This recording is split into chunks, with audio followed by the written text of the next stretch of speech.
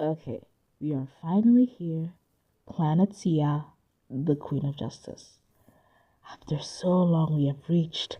We're almost there. After Planetia, we have one more queen, Aura, in for the Dark Ages.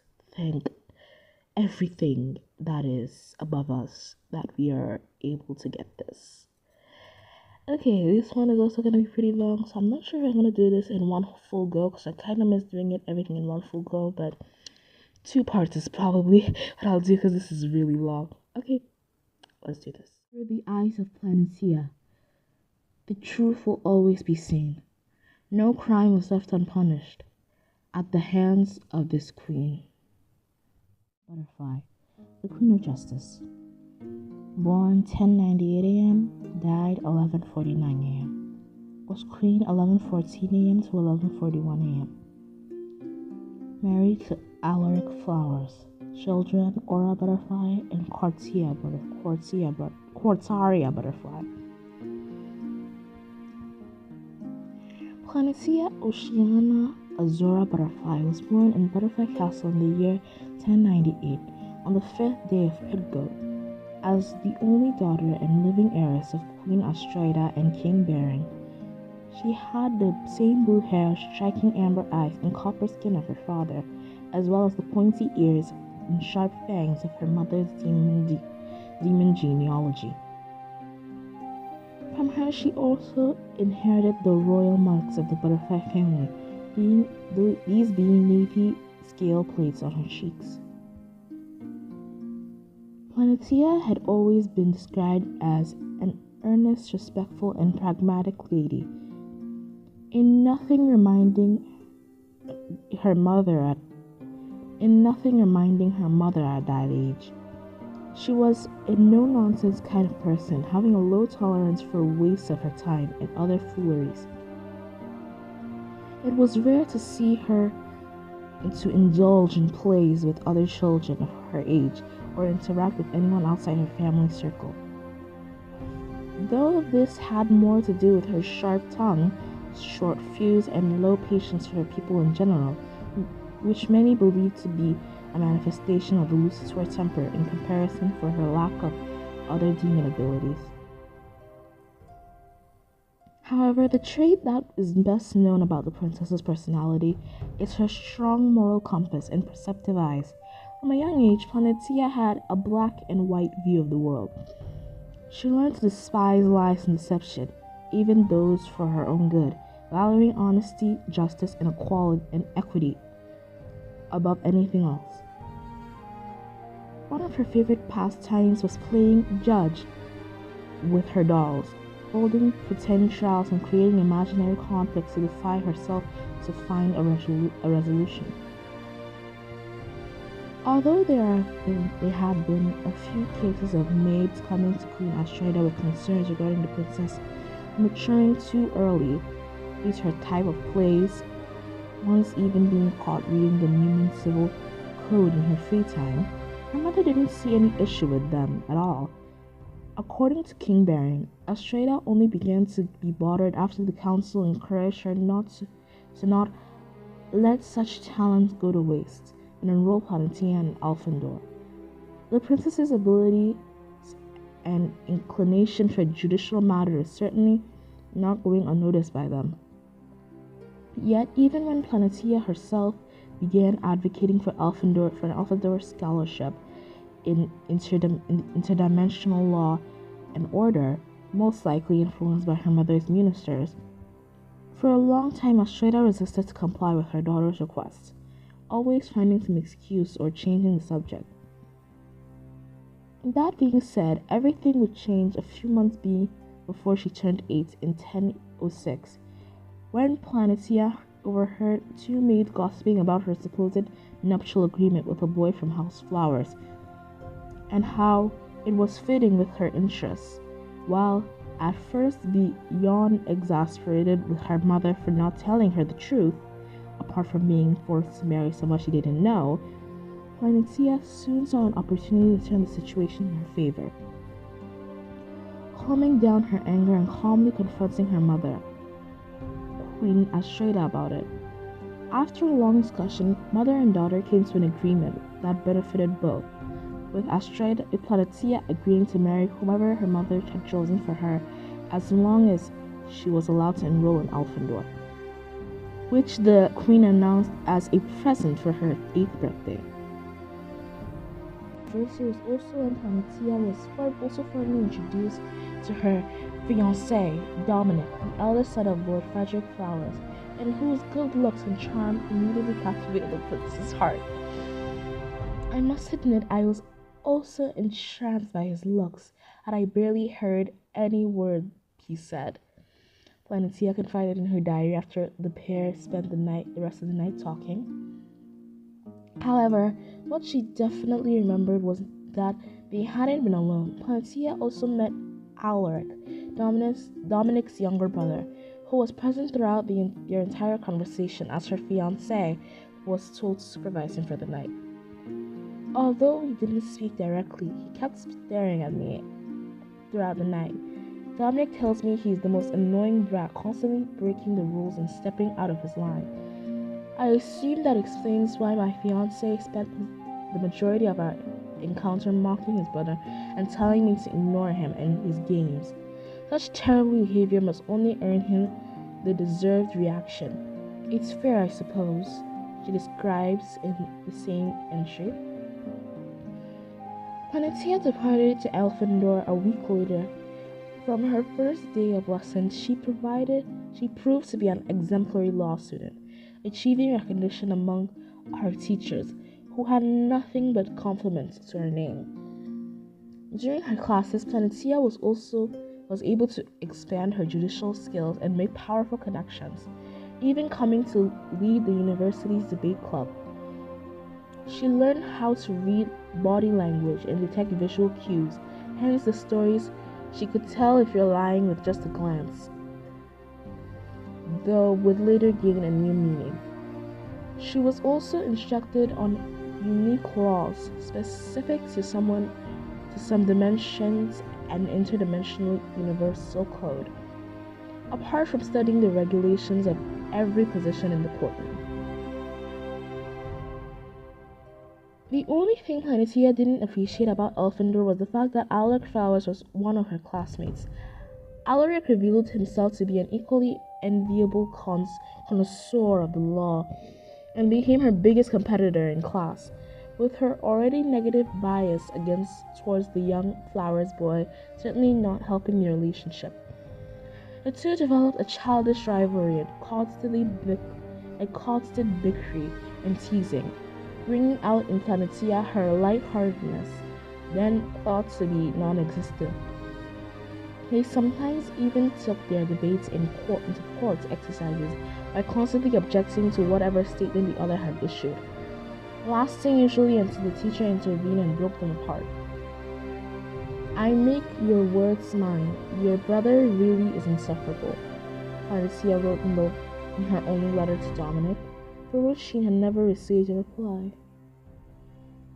In 1112, Planetia reached her majority after completing 14 years, briefly returning to Munich to receive the royal magic wand and the book of spells.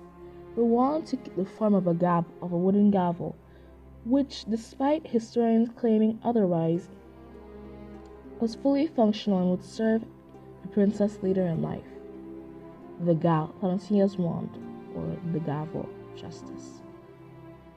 I know that's not called the gavel of justice, but that's what I'm going to call it. And I think it looks so good. Nevertheless, her 14th birthday was also marked by two other important events, or should I say conversations. The first was with Dominic after he took her to a secluded place in the castle, away from the ballroom, and attempted to give her a kiss, which Planetia promptly avoided, her cold gavel between their lips. Before Dominic could say anything, Planetia questioned him on why he hadn't been returning any of her correspondence, to which her fiancé blamed on lack of time, and Planetia pretended to believe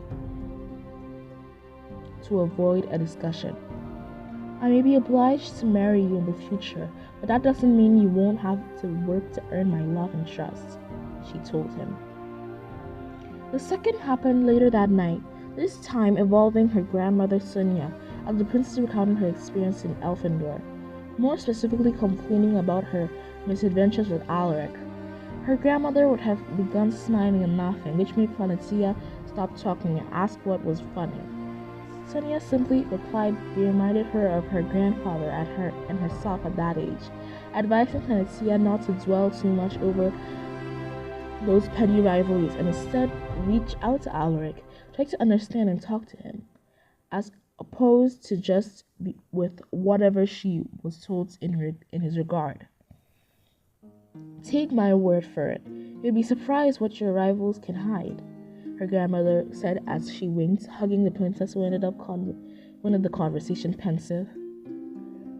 Taking her mother's advice, Planetia returned to Elfindor with a new mindset regarding Alaric, talking to him and apologizing for her behavior as she suggested they bury the hatchet.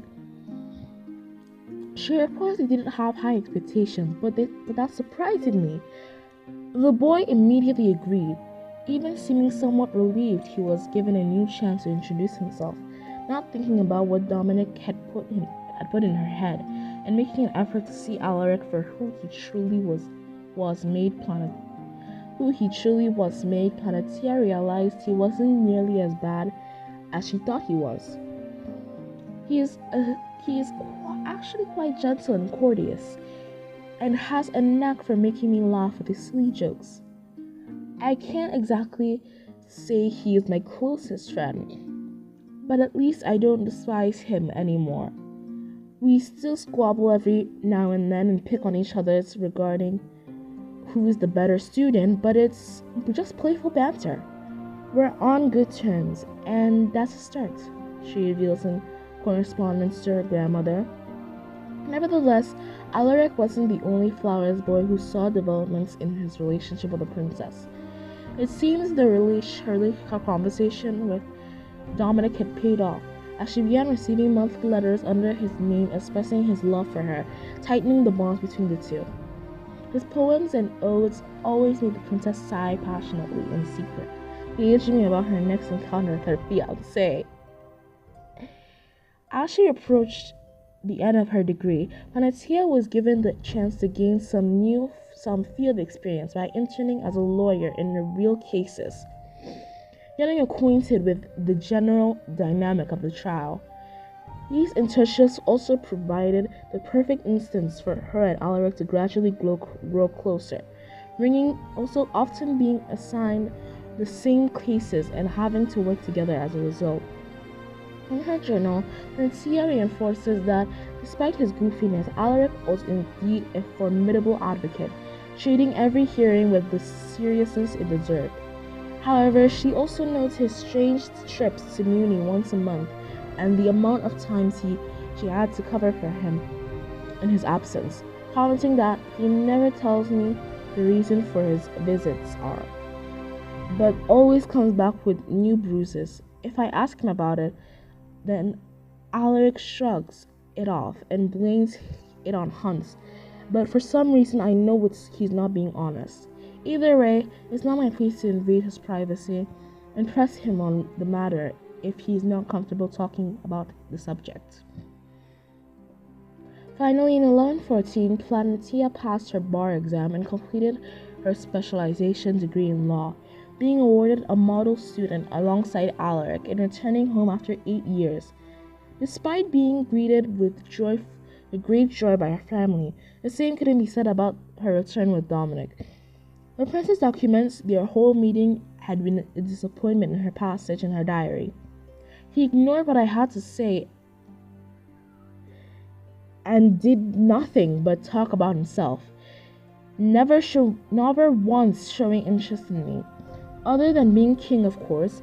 Was it something I did? Was he always like this? He was much more romantic in letters than in person. It doesn't even feel like the same Dominic. On the other hand, when Planetia attempted to reconnect with Alaric following their return, the boy seemed to avoid her presence, gradually moving away from her and ghosting her letters, not even working her first case in Flower's capital under Lord Frederick's supervision, granted the princess any sight of her friend, which affected Planetia more than she wanted to admit. To try and get her mind off her failing relationships with Flower's house, Planetia fully devoted herself to her magical studies, something which she had somewhat neglected during her passage in Elfindor. She was a dedicated pupil, with an above-average control over her spells, but nothing exceptional compared to her mother and grandmother.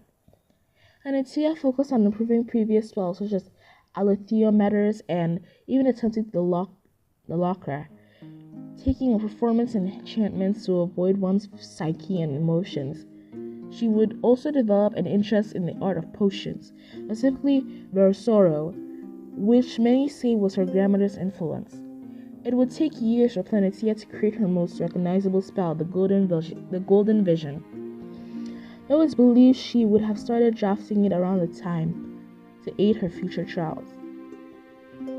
However, Planetia's studies had been interrupted by the sudden departure of her mother and father to the Phantom Isles of the ancient Union Empire later that year, with Astrida promising her daughter to be her last that it would be her last expedition and putting her in charge during her absence.